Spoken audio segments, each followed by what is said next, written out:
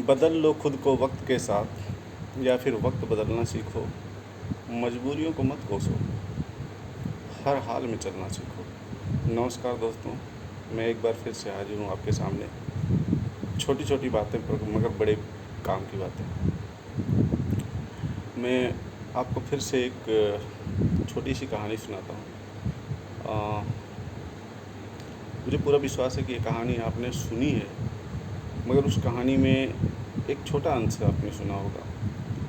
उसका एक कहानी का पूरा अंश मैं आपको आज सुनाने जा रहा हूँ, और वो है कछुआ और खरगोश की वो कहानी जिसमें धीरे धीरे चलने वाला कछुआ जीत जाता है, मगर तेज़ी से दौड़ने वाला खरगोश हार जाता है। परंतु वो कहानी आपने पूरी नहीं सुनी हो। उस कहानी का पूरा अंश मैं आपको सुनाऊंगा। जैसे कि आपने सुना है कि एक कछुआ और एक खरगोश होते हैं, दोनों आपस में दौड़ लगाते हैं, जिसमें पहली रेस जो लगती है उसमें कछुआ जीत जाता है, क्योंकि वह धीरे धीरे भले चलता है लेकिन वो पूरा बराबर चलता है। खरगोश इसलिए हार जाता है कि उसको लगता है कि मैं थोड़ा आराम भी कर सकता हूँ, वह सो जाता है। और कछुआ आगे बढ़ करके रेस की जो रेस का उचित स्थान होता है वहाँ पहुँच करके वो जीत जाता है। इस कहानी से आगे हम आपको ले चलते हैं।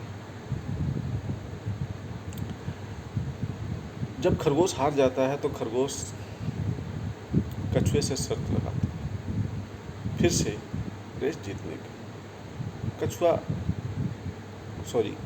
खरगोश यहाँ यह सोचता है कि वह ओवर कॉन्फिडेंस की वजह से इस रेस को हार गया और आराम करने लगा था,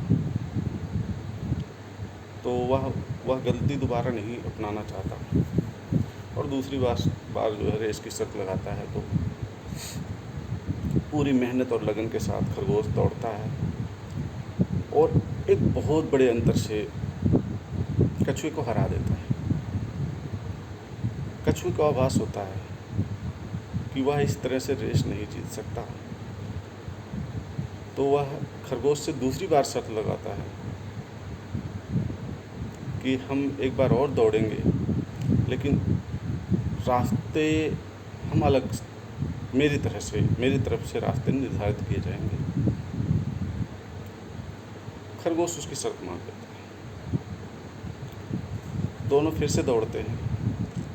खरगोश तेज़ी से दौड़ता है और जो पॉइंट निर्धारित होता है उससे पहले बीच में एक नदी आती है।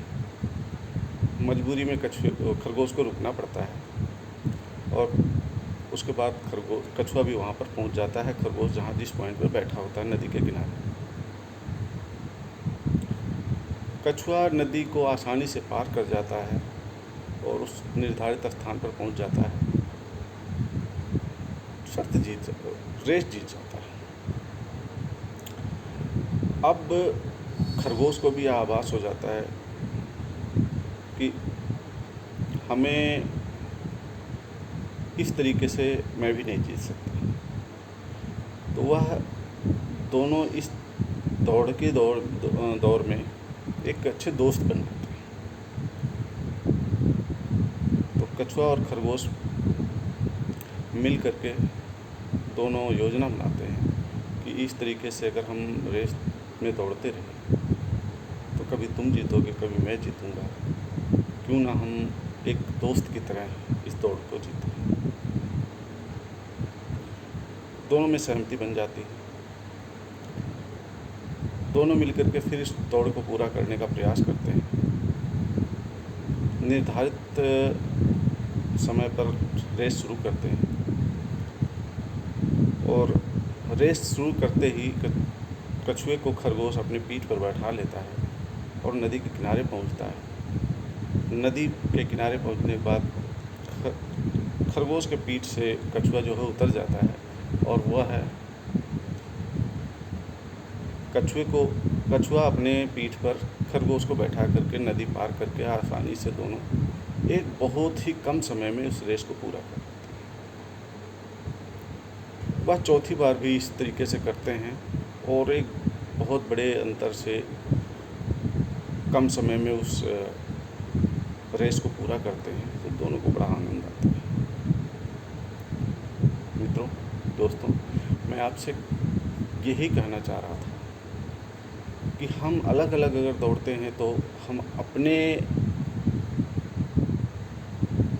इच्छा शक्ति और अपने हुनर के हिसाब से उस रेस को पूरा करते हैं। लेकिन अगर हम टीम वर्क बना करके किसी भी काम को करते हैं, किसी रेस को जीतते हैं, तो उसमें जो आनंद आता है, उसमें जो कम समय में एक रेस जीतने का मज़ा आता है, काम करने का मज़ा आता है,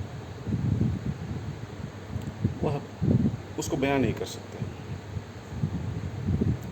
तो मेरा कहने का मतलब है कि संगठन से हम किसी काम को पूरा करें, क्योंकि हर व्यक्ति का अपना अलग अलग दायरा होता है, अलग अलग वर्क एफिशिएंसी होती है, काम करने की उसकी शक्ति होती है।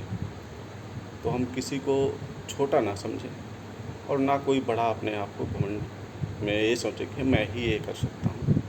छोटा काम जहाँ सुई कर सकती है, वो काम तलवार नहीं कर सकती। तो खुश रहें और हर काम को मिलजुल करके पूरा करें। नमस्कार, धन्यवाद।